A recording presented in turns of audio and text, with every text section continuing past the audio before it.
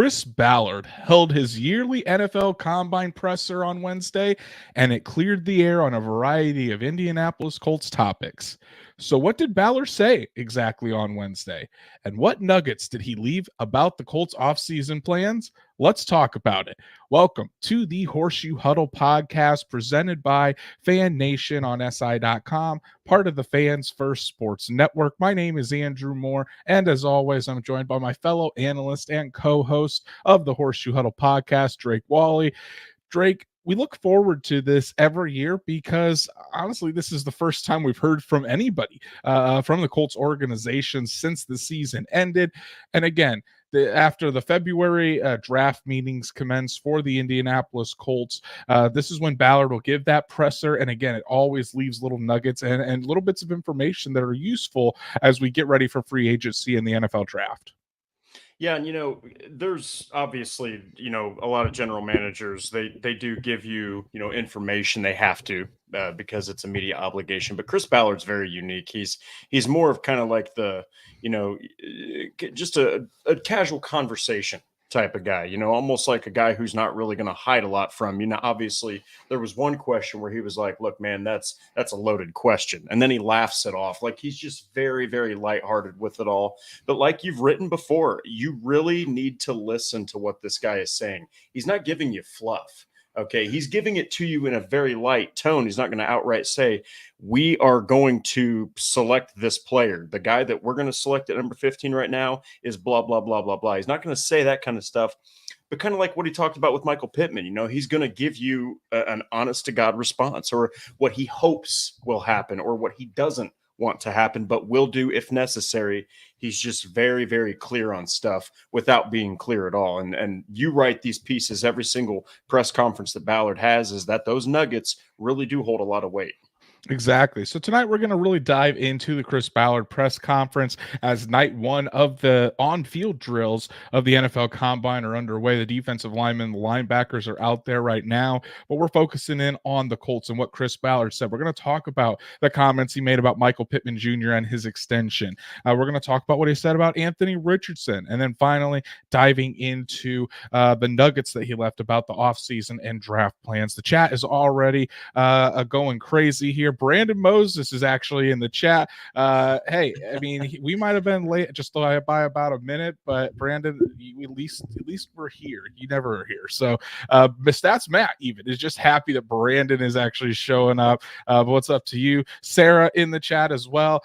Good to see you. Sarah says, I'm all in on Brandon Fisk for the second round pick. That's Drake's train right there. All about Fisk to the Colts. Oh, yeah. And he's been showing out at the Combine. Patrick, not going to lie, I wasn't upset to neglect my family to watch the defensive line at the Combine instead and chat with Andrew. Yeah, Patrick and I were chatting it up, watching the Combine. DSG Goodbar here as well. So as everyone comes on in, be sure to follow us on all of our socials, like Horseshoe Huddle on Facebook, follow at Colts on FN on X, and subscribe to the Horseshoe Huddle YouTube channel. Guys, we did it. We're over 2,000, and just like how when we got over 1,000 subscribers, said I was going to shave my head, did it. Once we got over 2,000, said I was going to finally start drinking on the show with Drake. And listen, we got a two-turn tea in here. We're two-turn.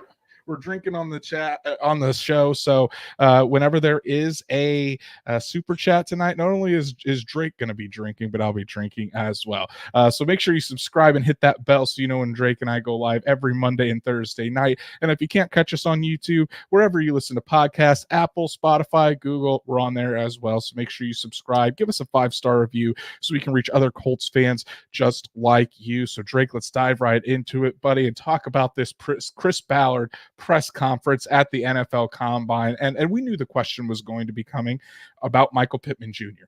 In fact, I think it was one of the very first questions, if not the first question, that Chris Ballard was asked as where things were with contract negotiations about Michael Pittman Jr., because we're getting closer and closer to that date where the franchise tag has to be applied or it's lost for the season by next Tuesday, March 5th. If the Colts are going to use the franchise tag, it's going to have to be used by then.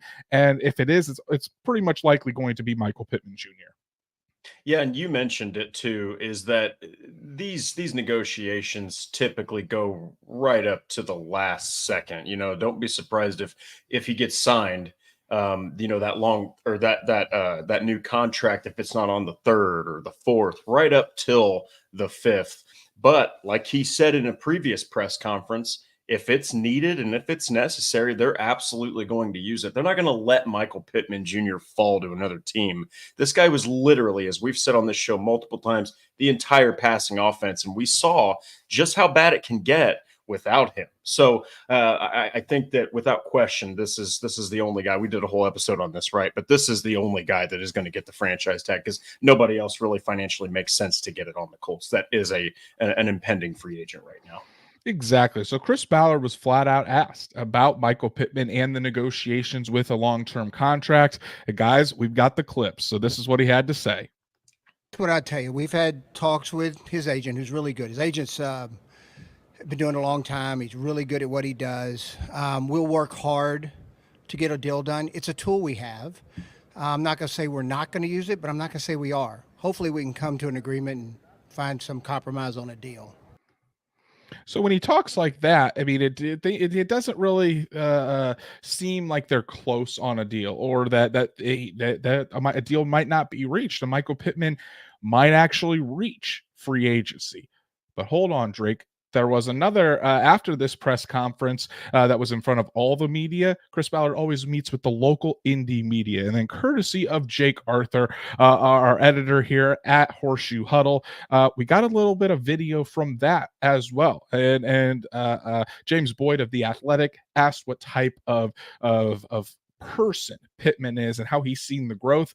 And then the good old vet Mike Chappell comes out with the question of the day and gets the best answer out of Ballard. This is what happened, guys. Pitt's always we have an interesting relationship, and one that's really good, but it is no doubt honest. I mean, blunt honest, and which I like. Like anytime he comes to my office, I don't know if I can't remember if I told you all, like he'll come in, and one day he came in, hey, I go, what? He goes, I just checking in. I said, good. Come in, you can come in then. I mean, look, he cares about winning. He wants to win. And when you're a good player, part of that is you want the football. Like I don't know if I want to be around a guy that doesn't want the ball. That's okay. Just do it. And it's okay to show your personality, and it's okay to demand it. You can do it. There's a way to do it, a right way to do it, but it's one of the things I appreciate about Pitt. The one thing you never have to worry about with that guy is he empties the tank. He absolutely empties the tank. Chris, with Pitt again, whether it's going to be the tag or whether it's going to be a long-term deal, in your head, will he be here in September? Yes. One way or the other? Yeah. Well, there you have it, Drake. Will he be here in September, whether it's on the tag or with a long-term extension? The answer is yes. So the Colts aren't going to let Michael Pittman Jr. even touch free agency. If a long-term deal can't be reached by March 5th, they're going to place the franchise tag on him and continue to work toward a long-term deal. But rest assured, guys, what Drake and I were saying all offseason, Michael Pittman's not even touching free agency. He's going to be a Colt next year and probably for years to come. Yeah, and look, we're writers. We get, the importance and the value of a nice headline. But you even saw Pro Football Focus saying, can you imagine Michael Pittman Jr. in the Kansas City Chiefs offense? It's like, it was nice for people to get their views talking about potentially Pittman going to respective teams. But when you look at the body of work, when you look at how much this guy's been targeted, when you look at just how well he's played with no consistency at coach, play caller, or quarterback, you cannot possibly let this guy go anywhere now when you have Anthony freaking Richardson, who could potentially make him even better given his own dynamic skill sets and Shane Steichen's ability to call plays, and someone else that they pick up in the draft at receiver or sign, as a receiver. So, credit to Mike Chappell. He's just the GOAT. It just further proves that he's one of the best in local media. I would even argue in the entire NFL of any team. And he pried out, just a perfect response from Chris Ballard, which is just simply yes, and then another yes. So fully expect, Colts fans, for Michael Pittman Jr. to continue to wear number 11 in blue, and he should absolutely be here in September to continue to catch passes and be that number one guy. And there's a reason for that. And Kurt, you make a great comment here. Kurt says, is Pittman Jr. truly replaceable on the Colts? I really don't think so. He is a crucial part in the Colts offense right now. And I would agree 100%. You know, when you're looking at the landscape of the Colts offense right now and who they have in that wide receiver room, there really isn't anybody that can replicate what Michael Pittman Jr. does. You know, he is that go-to wide receiver, the wide receiver one on that team. You need a tough 3rd and 7, 3rd and 8. You know the ball is going to Michael Pittman Jr. He's that possession type receiver. And especially when this entire offseason is going to continue to be all about Anthony Richardson, making sure he gets through his rehab and then surrounding him with talent all across the offense. I mean, by letting Michael Pittman Jr. go, that's doing a disservice to your young quarterback. Like I said, in episodes past, I fully expect Michael Pittman Jr. to get a 3 to 4 year deal, probably around 3 years, so he can hit the market again before he turns 30. Try to cash in on another big time deal on an average annual value of $23.5 million or $23.3 million, somewhere around there. You know, it would put him in the top 10 of wide receivers. If I'm the Colts, I want to get this deal done sooner rather than later, because you have the impending deals of Justin Jefferson, Jamar Chase, Brandon Ayuk, CD Lamb. Those guys are going to make the wide receiver market skyrocket, Drake. So when you talk about wanting to get that deal done, you can say, you know, Pitt, we think we appreciate you. We feel like you are a top 10 wide receiver in the league. And we're going to pay you like it. So you can do that now rather than wait for the market to go up and then Pittman is asking you for even more money, or Pittman goes out there with a healthy Anthony Richardson, has another career year, and then the price of him goes up as well. So if the Colts don't get it done, I mean, you're playing with fire here. So I think that whether it happens in the next few days, I don't know. I would say probably not. I would assume the franchise tag gets put on Michael Pittman, but I would also say that before training camp or before the season starts, at least the Colts and Pittman are going to agree on a long-term deal, and we won't have to worry about this dragging into the season. Yeah, and if that happens the way that you just laid out, he will make all of that money on the franchise tag guaranteed. But that's more than okay, given that they have the 5th most cap space in the entire NFL. They're like around 73 milli right now. That's a crap ton of money, and this is a massive part of your offense. I love what heck, me and Curtis were actually just texting before the show. I love what he said, because everyone I've seen people, you know, most people, I guess I shouldn't say everyone, most people are on board with Michael Pittman Jr. being a wide receiver one at this point, okay, given especially what he did last season. But then I'm seeing like people go, well, what about Josh Downs? You know, he had a great rookie year.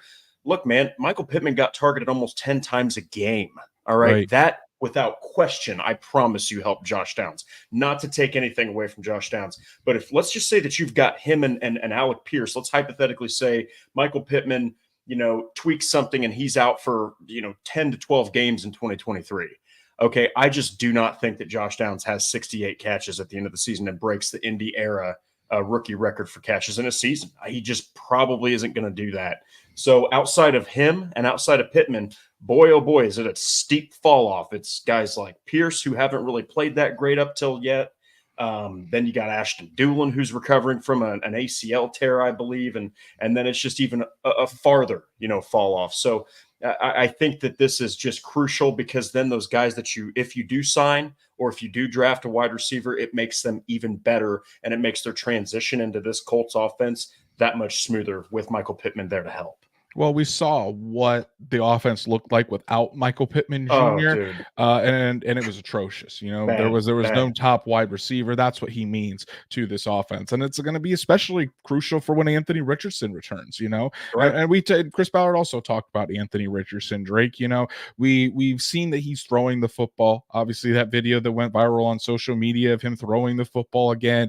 Obviously, he is working through his rehab program and pushing to get back as quickly as possible. But as you know, Chris Ballard, he's seen this before with an injured quarterback, and he doesn't want to repeat the mistakes of pushing his franchise quarterback back from injury too soon. So this is what Chris Ballard had to say about Anthony Richardson and how his rehab is currently going. That's good. No, really happy about where he's at. He started throwing. He's on a rehab program. We're not going to, I lived through the last one, okay? And I learned a lot of lessons living through the last one. So, forgive me for being a little cautious, but, and Anthony, I know Anthony's made some statements that it's important to be ahead of schedule. Well, we're here to pull the reins to make sure we don't get too far ahead of schedule and we're staying with whatever the doctors are telling us. So, but he's in good shape. He's throwing. He's got a good throwing program, got good people working with him. So I'm encouraged about where he's at and where he's going, and we'll go from there. And Drake, to me, when you listen to that, and then just thinking back about all the questions asked about Andrew Luck and his rehab, it's just a completely different vibe to me, and it just seems like the Colts have been on top of this from the very beginning. Of course, Anthony's going to push as hard as he can to get back, but it's the Colts' job to make sure they protect him from himself. And I think that's what they're doing. Seems like Richardson is following what the doctors say. The Colts are being careful about this because why wouldn't you be, considering it's the end of February? Richardson doesn't need to be back until the fall. So yeah, I think it's good news, especially him saying we're very encouraged, we're really happy. Those were the types of terms and the types of things we did not hear from Chris Ballard or from the Colts when Andrew Luck was dealing with all those injuries. Yeah, and you know what?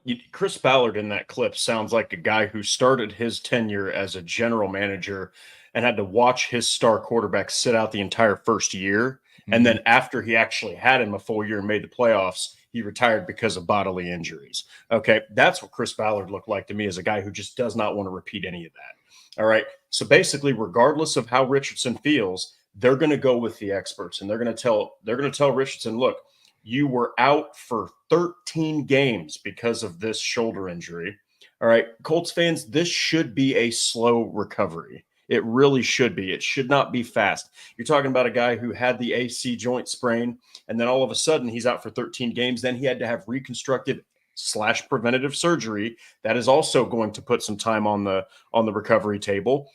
It's going to take more than just a clip of him throwing a football for him to get out there. Okay. And like you said, don't be surprised if it's not until, July or August that he's out there. Don't be surprised if he doesn't really play in the preseason. Okay, it's going to be one of those kind of things where the NFL offseason is long as hell, and so is this type of recovery. So the only important thing here is that Anthony Richardson is back to square one. He's at full health because his entire career and the Colts' future all hinges on that right shoulder getting better. Yeah, and if I had to say, I would assume that we would see Anthony Richardson in spring workouts. I don't think it's going it's going to take that long for him to get back. But again, you don't need to push him in to get him back within the next couple of weeks when the Colts offseason program really doesn't even start till the middle to end of April. So you've got plenty of time, and the Colts are going to be smart about that. By the way, shout out to Anthony Richardson. Saw on social media, he announced on social media that him and his now fiance, who he also just got engaged to, are having a baby boy. So congrats to Anthony Richardson joining the dad club soon with Drake and all the other dads out there. And hopefully, hey, I'll be joining that club here before too long as well. Only a couple more months to go before baby Moore is into the world. But let's talk about when Anthony Richardson does come back, Drake. He still didn't have much playing time. There's got to be a plan in place for Anthony Richardson when he comes back, and continuing to adjust the offense to his style, continuing to make sure that he develops once he does get back, because it's not like he's going to get back and the Colts are getting a top 5, top 10 quarterback anymore. It's going to still take some work to get there. So, but it doesn't seem like the Colts are really concerned about this because of who they have at head coach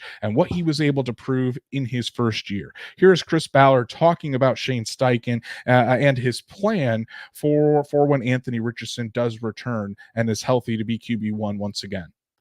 I have a lot of faith in Shane and really the offensive staff.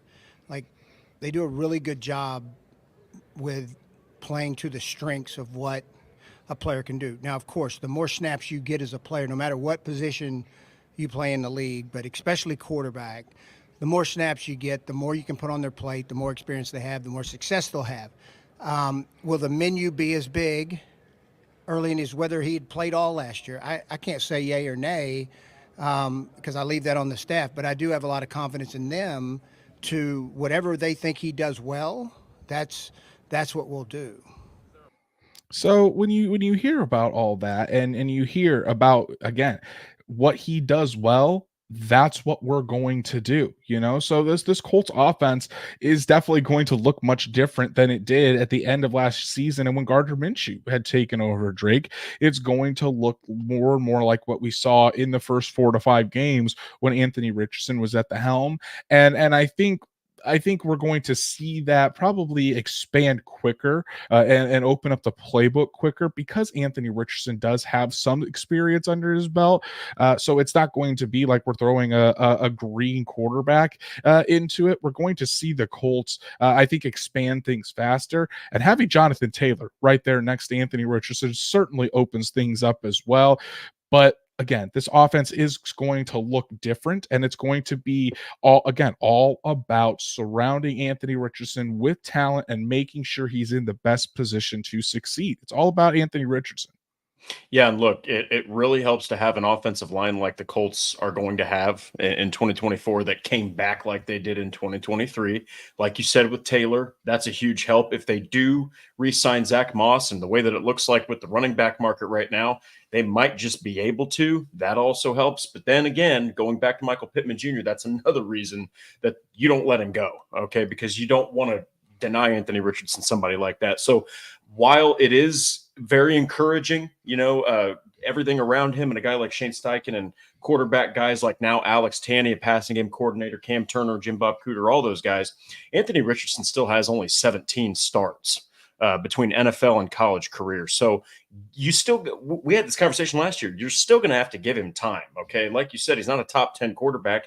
He might be around the middle of the pack right now as far as the rankings. So don't crown him yet. Don't put too much pressure on him yet, Colts fans. You need to let him go out there and still make some mistakes because he's still pretty green. He's not super duper inexperienced anymore, but he is still that level of inexperienced where, you don't want to, kind of like Ballard said, you don't just want to throw him out there and put the whole playbook on his plate. Let him do what he does well first. Then as he starts showing you more, starts adjusting to more things, because defenses, they've got at least a little bit of tape on him, especially the AFC South opponents. They're going to throw different things at him.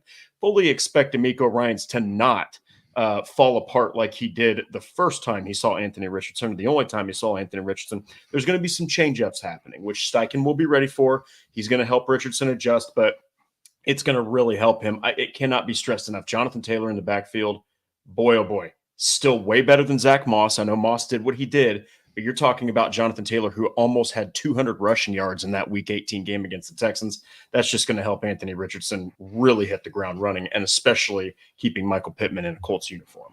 Shout out to Truitt for the $5 super chat. Truitt, you're always a loyal listener, buddy. We appreciate the hell out of you. Thank you so much for joining us again here tonight. Greatly appreciate it, buddy.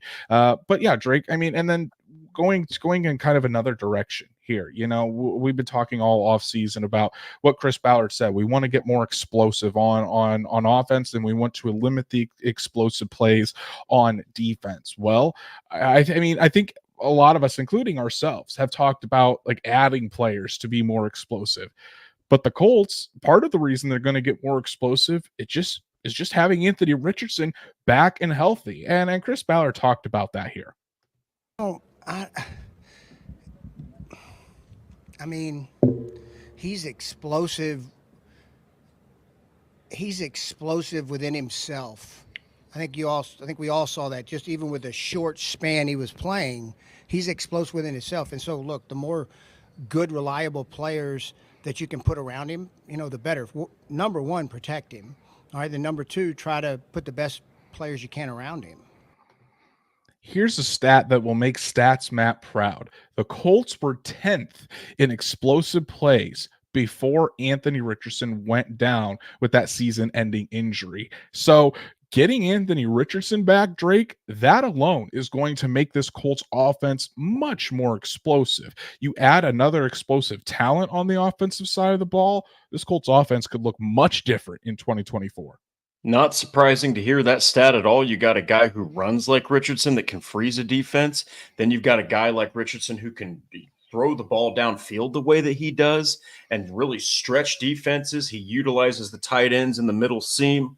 All of that makes perfect sense. And then you mix all of that in with Shane Steichen's philosophy of explosive plays. You just didn't have that with Gardner Minshew because it's not what he does well. Anthony Richardson is an explosive play waiting to happen every time he's got the football.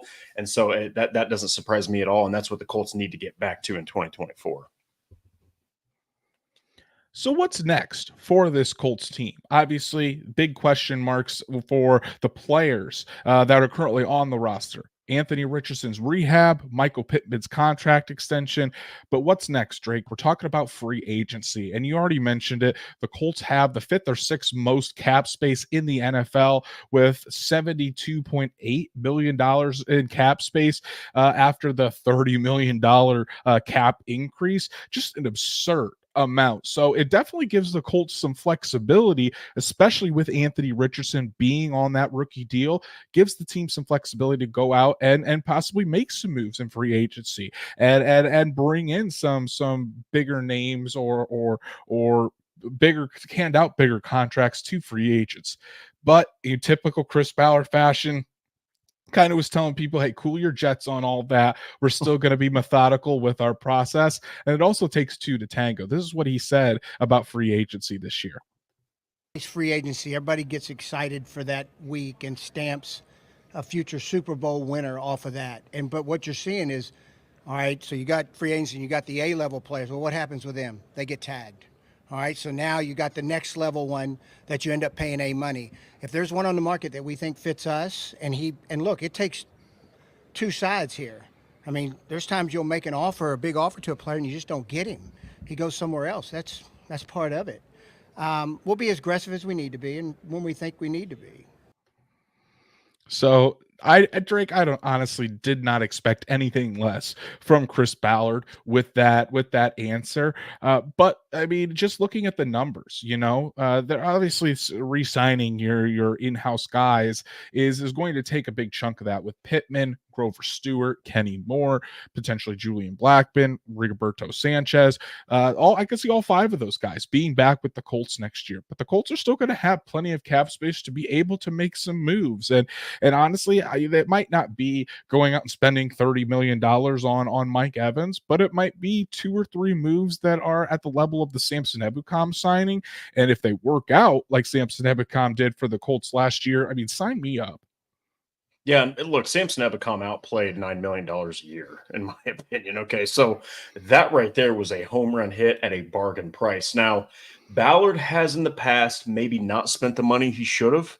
Okay, and everyone can criticize him for whatever reason they want. That's fair. It's almost always going to be fair if you're criticizing Chris Ballard for whatever you're criticizing him for. But the guy also did inherit a team that lost their star quarterback and kind of had to fumble around after that. So now he's got Richardson. He's got him on a rookie contract. He's got the head coach. He's got Jonathan Taylor signed. He's got the line. He's got the defensive front who you might add somebody to. And he's really just got to address on the defensive side the secondary and safety depth. Okay, so you do want to keep Grover, though. You want to keep Kenny Moore. You want to keep guys like Julian Blackmon and Michael Pittman, and even potentially, like you said, Rigoberto Sanchez or Zach Moss as a good complementary piece, or even Tyquan Lewis, who had a great season pressuring quarterbacks. So there's a lot of in-house guys that no one's talking about that are going to take up a chunk of that cap. But like you said, the Colts are also not necessarily in win-now mode, but they're more in we can afford to supply Anthony Richardson on the offense and Gus Bradley on the defense with potentially some younger end, maybe higher priced guys. But I just don't see Chris Ballard. Like recently, there was an NFL article that came out mocking the Colts to sign Antoine Winfield. And it's like, that's just not going to happen. No way in hell is Chris Ballard going to pass up Julian Blackmon, who's coming off of a career season for like, what, $5 to $8 million a year to pay 18, 19 million to his safety, regardless of how good Winfield is. He believes in the internal guys. He wants to grow within. And so I'm right there with you, though. They've got the money. They've got the important pieces of the future on rookie contracts, and even going with guys like Downs, Juju Brents, all those guys. They're on rookie contracts. So the money's there. We'll see what he does with it, but people do not expect these A-plus signings, because Ballard doesn't do it, number one. But number two, like he said, those guys generally aren't available to sign anyway. I agree. And here's another thing too. He talked about needing that person or that player to want to come to Indy too, because sometimes you do offer a big contract, and a lot of times, and the fans don't even get to see that, they only see the deal that the player agrees to. So then there could be times where they do offer a guy a big contract and he just doesn't come to Indy. Matt Stafford, dude. Matt Stafford, close. Yeah, exactly. That one was a little bit different. The Colts didn't want to officially give up as much draft capital to the Lions as the Rams did. But I think when you have a young quarterback, and a quarterback that the league can see as electric, see as a guy that can play winning football, and with Anthony Richardson, I think that changes things, because a lot of times, especially over these past couple of seasons, last year in particular, I had heard on multiple occasions where players weren't necessarily sold on coming to the Colts, because the Colts quarterback situation wasn't figured out. They didn't know who was going to be throwing them the football. So when that quarterback's not in place, of course it's gonna give a player some pause about wanting to come to Indy. Now the quarterback is in place. Free agents know that Anthony Richardson is going to be the one throwing them the football. And I think it makes things a little bit different, especially with the wide receivers, because who's going to be throwing you the football in Anthony Richardson. And of course, Chris Ballard, again, has talked about adding explosive playmakers, whether it is through free agency or the draft. But here's where the Nuggets take over, guys. And the more that Chris Ballard talked, if I was a betting man, do not expect too many moves. You might add a veteran, but if the big moves at the wide receiver position, they're going to end up coming in the draft. Why do you think I say that? Go ahead and listen to what Ballard said about this wide receiver class. It's depth, a lot of depth at every level. As a matter of fact, no, it's strong. It's a really strong class, and I think every year, I don't know if you see him as strong as this, but I compare it almost like when Pitt came out. That year was really good with, and Jefferson and Ayuk and Pitt. Then the upper part of the draft, I think CeeDee Lamb was in that draft. It's comparable, And that was one of the best wide receiver classes we've ever seen. Yep. This one, Drake, I think it falls right in there. So, and the way he talked about it, that this wide receiver class has a lot of depth. You could see the Colts adding a wide receiver on day 1 or 2, and then late in the rounds on day 3, adding multiple wide receivers, double dipping at the position, just to ensure that they're not only adding a guy that's going to be playing a lot on Sundays, but adding depth and adding competition to the back end of the wide receiver group. Yeah, hell, I wrote a piece on this. I had Jamari Thrash from Louisville. I had Ricky Pearsall from Florida. And then I had, who I hope to God they get, is Malachi Corley, from Western Kentucky. None of those guys are first rounders, maybe not even second rounders. Okay. But they could make an impact. Hello, everyone. Josh Downs, 3rd round pick, number 79 overall. So it's such an impressive class. Even if you're talking about the guys that are probably out of reach, well, definitely are out of reach. Marvin Harrison Jr., Rome Odunze, Malik Neighbors, Brian Thomas Jr., who is actually right there in the Colts' reach. If they do go with a receiver in the 1st round, that's who they're going to pick more than likely. Okay, unless one of those other aforementioned guys falls. But, man, you're absolutely on the money. And so is Ballard. You don't have to even fret. You're still talking about Anthony Richardson, who I believe – I don't have it in front of me, but the dude's like 21. Like, I mean, dude, this is still one of the youngest teams in the league. They're probably a top 5 youngest team still in the NFL. If you take every age and you divide it by however many guys are on the roster, I would challenge you that it's probably top 5 youngest. So you don't have to add a veteran presence. Like when they started adding guys like Frank Gore, Andre Johnson back in the Luck era, that's because they were in win now mode. Okay, they wanted those guys there right then and there. Guys like Eric Ebron too. They wanted to win right away. They're not in that right now. They're looking to the future. Remember when Jim Irsay and the Colts first drafted Richardson, we drafted him for what he will become. Okay, like that's the whole team too. That's why Steichen's on a 6-year freaking contract. They're not rushing anything right now. They know this is going to take some time, and they did way better than they thought they would, even with Richardson finishing with 9 wins. So I love what you said. If there's a signing, expect it to be maybe a depth defensive front guy, maybe a depth corner, maybe a depth wide receiver, but do not expect it to be like a high level starting wide receiver in free agency. Or maybe they sign somebody who's a veteran offensive lineman to challenge Blake Freeland as a swing tackle, something like that. That sounds way more like Chris Ballard than going out there and forking over all that money to a guy like Mike Evans. Boy, when those rumors were going around, you and I and a lot of the local guys were just like, all right, we'll just wait for this to fizzle out. And now the Buccaneers have officially announced that they're definitely planning on trying to retain Mike Evans for the future. So Right. Wyatt Law is saying that he loves Malachi Corley. Day 2 must. So he's on that train with you, Drake. I think if you're looking for the Yak King, that's Malachi Corley for you. But I like what DSG Goodbar says here. He says that's Ballard speak when talking about the depth at wide receiver. That's Ballard speak for I'm going to find a good wide receiver in the later rounds. And of course he is a DSG Goodbar. It's because with the number 15th pick, the Colts are taking Brock Bowers. So they're going to get their guy early, and they'll add some wide receiver depth late. I'm telling you guys, you don't even need to watch the draft. That's exactly what's going to happen. But I think adding wide receiver help, it's pretty much been confirmed, Drake, especially what Ballard had to say when he was asked about the top 3 guys in Pittman, Pierce, and Downs playing the majority of the snaps last year and not having much depth behind those 3 at wide receiver. You know, he went into a really long answer about this. Obviously, getting Ashton Dulin back in 2024 will help, but it's not going to be enough. So this is what Ballard said about continuing to add wide receiver help to this team. I'll tell you one of the big, and I think I told y'all after the season, like losing Dulin, I mean, and I told y'all, I did a poor job, really. I mean, because we were kind of manufacturing that. You saw it with the practice squad moves up. Dulin was a huge loss. I mean, just because he gives you so much, not only on special teams, but his ability to play inside and outside. If you have to start him for a stretch, he can do it. So that was a big, and it was kind of a freak. I mean, it was an ACL on grass in training camp, a non-contact. So it's a freak deal.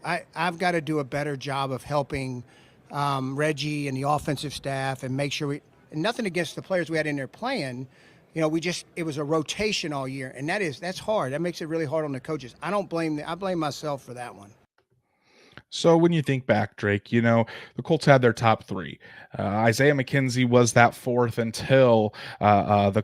until he was suspended for the rest of the year.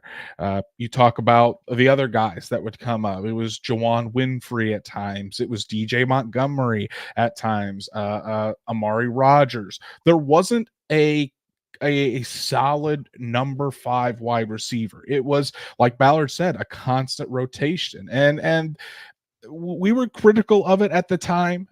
We said that while the Colts were comfortable, we didn't think that was the right way to go. And it looks like, looking back on it, Ballard agrees. He wants to have that number 5, number 6 wide receiver in there, just as solid depth pieces, and not having to continually put in practice squad guys there, because eventually it did hurt the Colts when Pittman went out and Montgomery had to come in, had some drops in there. They didn't have really many people to turn to. So that's something that obviously the Colts are wanting to address this offseason. So again, I think you can really expect to see both free agency and the draft, some depth signings at wide receiver to try to really reinforce the end of that depth chart and the end, just the entire wide receiver group as a whole.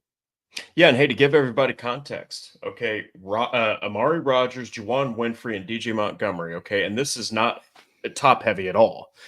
Together, they have 11 seasons of NFL experience and 35 total catches. Right. That's who the Colts had behind Pittman, Downs, and Pierce. And we even had Isaiah McKenzie on the show. Look, he was a great interview, awesome guy. Whatever happened with the suspension, that's not for us to talk about. But he was not the answer. Okay, he just wasn't. So, and he was available the whole year. They did not feel like he was good enough to go out there and fill in for Ashton Dulin. They felt the need to bring up these practice squad guys. By the way, Amari Rodgers is a return specialist. You go to Pro Football Reference, his first stats, even though he's a wide receiver, that pop up are absolutely not receptions. It's punt and kick returns. Okay, so they were really, truly scraping the bottom of the freaking barrel. All right. And with a first-year head coach and with a tight end group that did not really have an undisputed number one, and with a backup quarterback, and with Jonathan Taylor out for part of the year. All right. So I agree with Ballard, actually. He does need to do better at supplying more guys for Reggie Wayne to help coach. All right. Now, Ashton Dulin, like you said, he's still not enough. All right. Ashton Dulin is more of a special teamer. He's more of a deep threat, less of a slot guy, but like Ballard said, he can fill in when needed, but he's not going to make a massive impact unless you have, somebody who just drops dimes in there. And Anthony Richardson is not there yet. All right, where he can make Ashton Dulin look fantastic, I don't know, Patrick Mahomes out there can make anybody look. So look for the Colts to potentially do this year what they did last year with cornerback. I wouldn't be surprised if you see them double dip. Maybe a guy in day 2, maybe a guy in day 3. That's how deep this wide receiver class is. It's very deep, and the Colts can still get talent without wasting a first-round pick on it.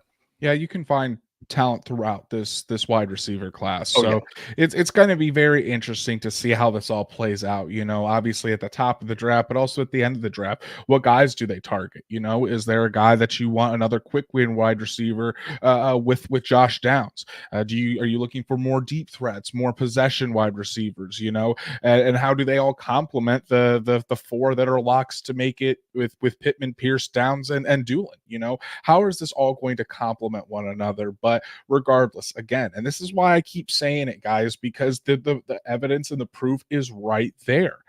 We could talk all we want about other positions, other needs, but it's still all about Anthony Richardson. Putting him in the best position to succeed, getting the weapons around him, making sure you secure Michael Pittman, making sure Anthony Richardson doesn't have a setback in his rehab and he does everything correctly the first time, making sure you have plenty of wide receivers, explosive threats, guys that are going to be reliable for Anthony Richardson to put him in the best position to succeed and to allow him to reach his full potential. Because guys, it's not out of the question that we could see a CJ Stroud type year out of Anthony Richardson next year, because honestly, him and CJ Stroud were neck and neck when Richardson went down with that injury. So you could see something like that where by the end of 2024, if all goes well, you're talking about Anthony Richardson potentially being a top 10 quarterback. I'm not going to say it's going to happen, but the potential is there. And if everything goes right, the Colts do their job this offseason, and if Richardson could stay healthy, it's definitely not out of the realm of possibility. Yeah, and 4 games, and then you have to stop and reset. So the expectations kind of went high and then they dropped a little bit. So it'll be interesting to see where he's at in week 1. But I fully trust what Shane Steichen's doing, especially after what he did with what he had.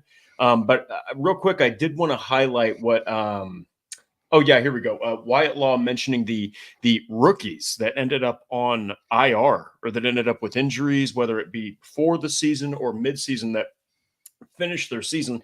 You're talking about Anthony Richardson. All right. You're talking about Daniel Scott at safety. All right. You're talking about Evan Hall. People forgot about Evan Hall. Right. He right now is the best receiving back on the Colts, period. Okay. Then you've got Titus Leo, who we didn't even get to really see what he could have done. And then you've got Jake Witt, who is more of a project 7th rounder.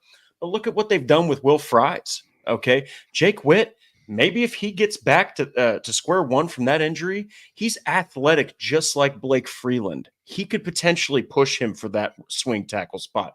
Who knows? I think it was just so many of those 12 picks got hurt or didn't even get to take a single snap outside of maybe Anthony Richardson, who played 4 games, and then Evan Hull, who played 1. I think he had like 1 rush, okay, and a catch against the Jaguars. So that is going to be interesting to see those guys back healthy, but it's also just going to be interesting to see the way that the Colts take on this draft, because last year all we were talking about was quarterback, and then we had no idea what they were going to do.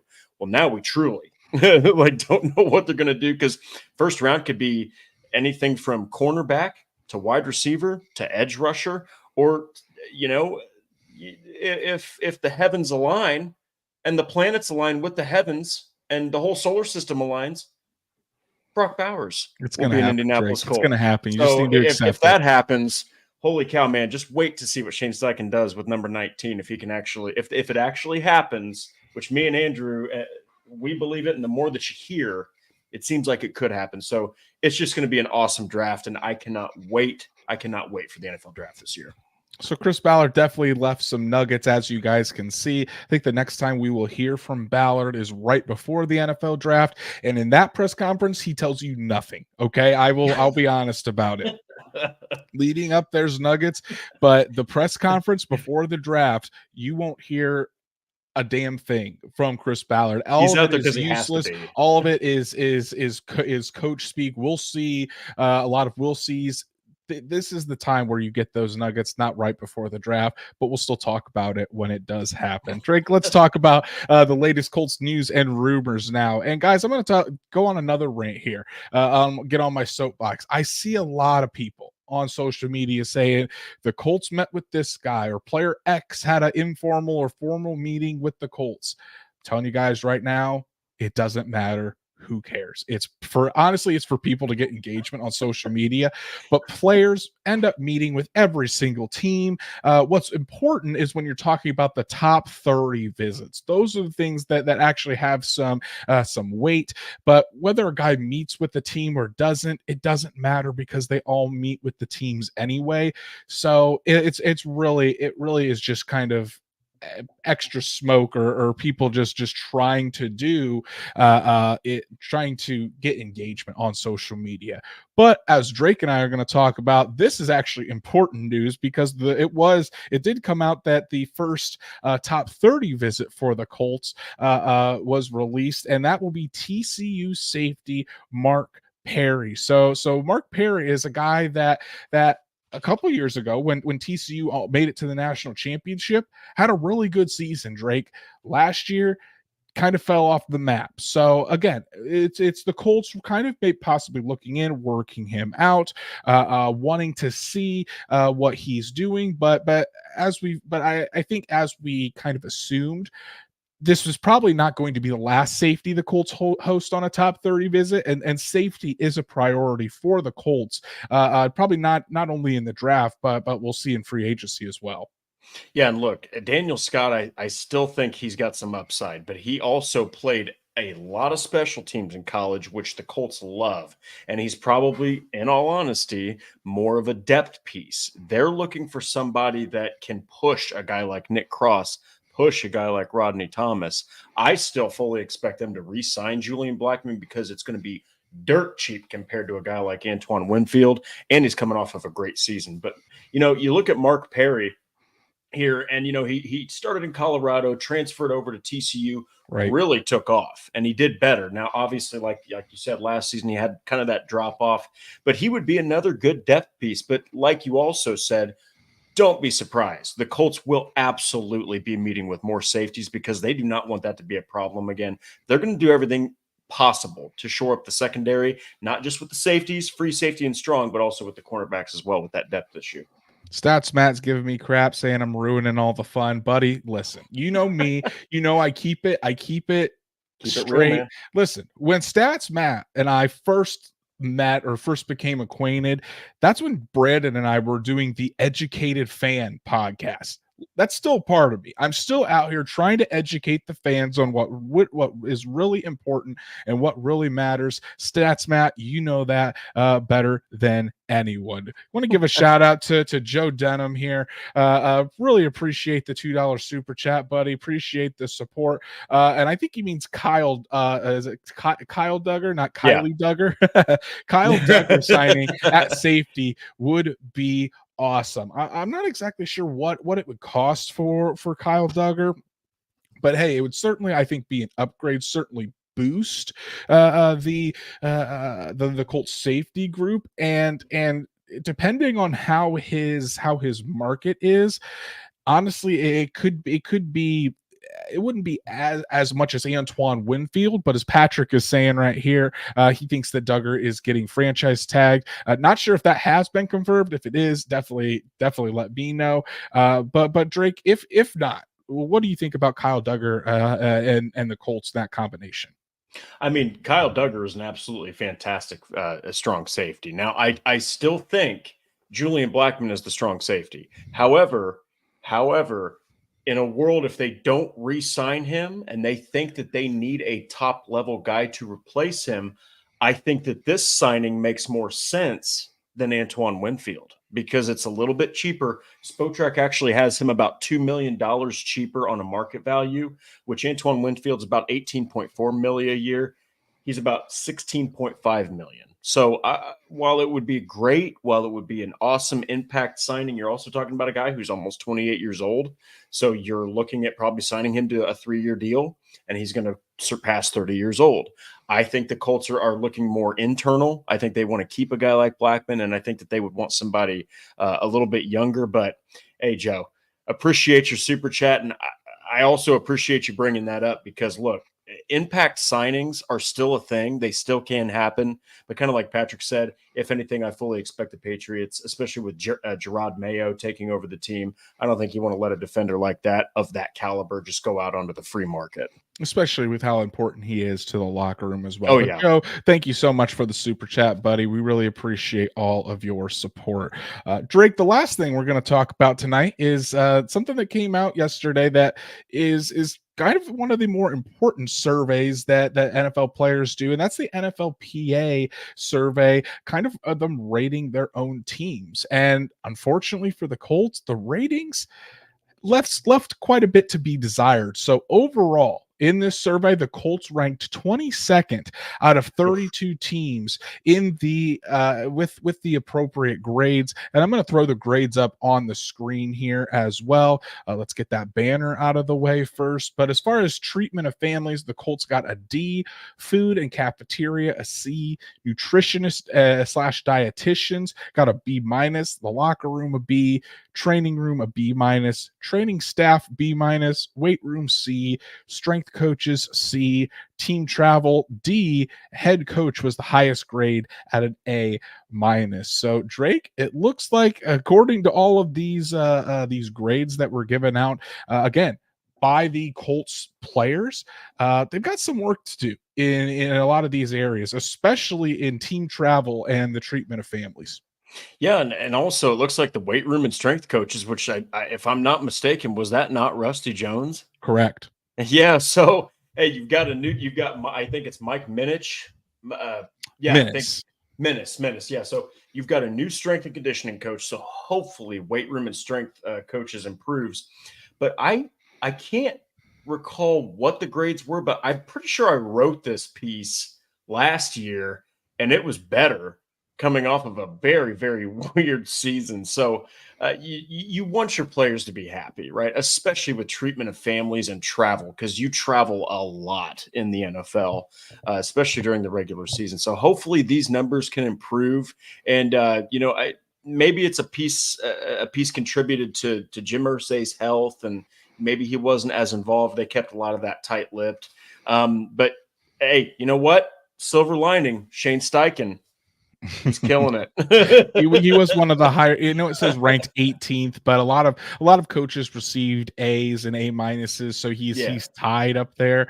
But it is a good grade. And I think the Colts will invest into their facilities. It's going to be interesting to see how things change with the nutrition and the training staff with having the director of sports performance, Mike Minnis, come over from the Philadelphia Eagles, because when you look at all the categories that Minnis would have been involved in with the Eagles, they were all graded pretty highly. So that's definitely something that I'm going to keep track of year to year to see if that change has an impact. But yeah, it does seem like the Colts have some work to do behind the scenes, at least. And then I know one of the biggest things, stats, Matt, again, beat me to it.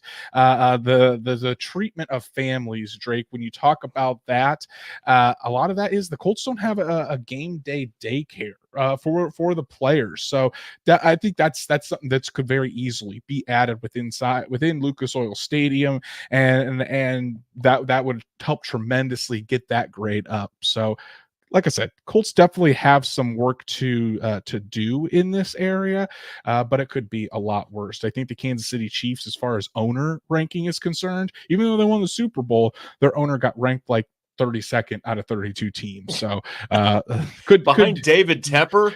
David Tepper. So possible. Right, exactly. But yeah, Drake, I mean, obviously we heard from Chris Ballard. Shane Steichen, forgot to mention this, did not speak because he was under the weather this week. We'll probably hear from Shane Steichen potentially next week. So definitely be on the lookout for that. But yeah, I mean, it was another good press conference from Chris Ballard, just to kind of hear about where things stand with Michael Pittman and Anthony Richardson. And of course, I love to hear those little nuggets, and definitely gives an insight in what the Colts are thinking right before free agency and into the NFL draft.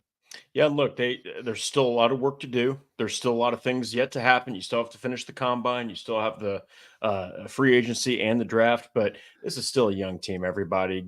You still have to give them time. You still have to give guys like Anthony Richardson and even Shane Steichen a little bit more time before you get that finished product. But boy, oh boy, if they draft correctly and they sign the right guys for the right price and keep some of that money left over to get the right guys re-signed, this could be a competitive team that could push the Houston Texans, because right now Jacksonville looks like they're not as intimidating as they were previously reported out to be. And then the Tennessee Titans might even be in complete rebuild mode at this point. I agree. So that's our show for today, guys. Really appreciate everyone tuning in and talking about Chris Ballard and the Colts tonight. I want to give a shout out to our super chats, Truett and Joe. Thank you so much for your support, as well as everyone else that joined us here this evening. Please, if you haven't done so, go follow us on all of our socials, like Horseshoe Huddle on Facebook, follow at Colts on FN on X, and subscribe to the Horseshoe Huddle YouTube channel. Hit that bell so you know when Drake and I go live every Monday and Thursday night, and for special breaking news episodes, so you never miss an episode. And then if you can't catch us live or on YouTube, Apple, Spotify, Google, wherever you listen to podcasts, we're on there as well. So make sure you subscribe, give us a 5-star review so we can reach other Colts fans just like you. Also, forgot to mention earlier, make sure you go order the Indy Draft Guide. Pre-order that baby. Over 225 prospect write-ups, different features, links to the Colts, whether they fit with the Colts. Make sure you go and get yours today. It's what Drake and I are going to be using, and what I've been helping work on with Zach Hicks and others to get you guys the best draft guide for the Indianapolis Colts. If you use the link in the description and the code DRAFTMISS, you'll get $1 off, and you'll get it for just $9. So make sure you go do that. Go to that link and pre-order the Indy Draft Guide. Drake, I know that you've been writing away and getting ready to add some things onto the site. Patrick did it again right before we're going off, and Combine. Patrick gives us the $5 super chat. Cheers to you, buddy. Continue to send me those DMs. Patrick and I have been talking, watching the combine. It's been a fun time discussing things. Always love talking Colts football with you all. So Patrick, really appreciate all the support, buddy, as always. Drake, tell the people what you've got on the site and what could be coming on the site from you. So I've got the coaching staff was announced. I do have from Kentley Platt, who actually created the relative athletic score. He said something interesting about the Colts over the last decade and the type of player that they draft. So go check that out. And then I did have 3 non-first round defenders who could help the Colts in the NFL draft. Patrick, love what you said about Braden Fisk. So Braden Fisk. Check that out too. Drake is if I'm the conductor of the Brock Bowers train, Drake is the conductor of the Brandon Fisk train. Dude. We're gonna make it happen. But go check out those pieces for myself. Got an article up about what Chris Ballard talked about with Michael Pittman, more in depth, more quotes, and just the kind of a full assessment of what's going on behind the scenes with those negotiations and what Chris Ballard's going to do about the wide receiver position. Also talked about Anthony Richardson and his rehab and really what's going on there, down of what he's doing in Florida, how the Colts are handling it, and really what the overall theme is. We talked about putting players around Anthony Richardson, surrounding him with talent, but how are the Colts exactly going to do that? So I dive into those two things with a couple of my articles this week, and I'm also going to be writing up a piece on Brock Bowers. Shocker, I know, but what he said at the Combine gives some insight into his interactions with the Colts so far, and what he could really mean to this offense. So make sure to check that out, as well as all the other fantastic writings on horseshoehuddle.com. Go follow Drake at DWalsterDrake. You can follow me at Andrew Moore NFL, and we'll be back Monday night to recap the Combine with you all. And we've got a very special guest coming on to help us recap, a guy that's down there and has been at the Combine all week. So he's been on the show. Hasn't been a guest on the show, but he's been in the chat before. We'll just say that. So really excited to have him on to recap the Combine and get us all set before we dive into free agency. So everyone, enjoy the Combine this weekend, study up on those prospects, and we'll talk to you again Monday night.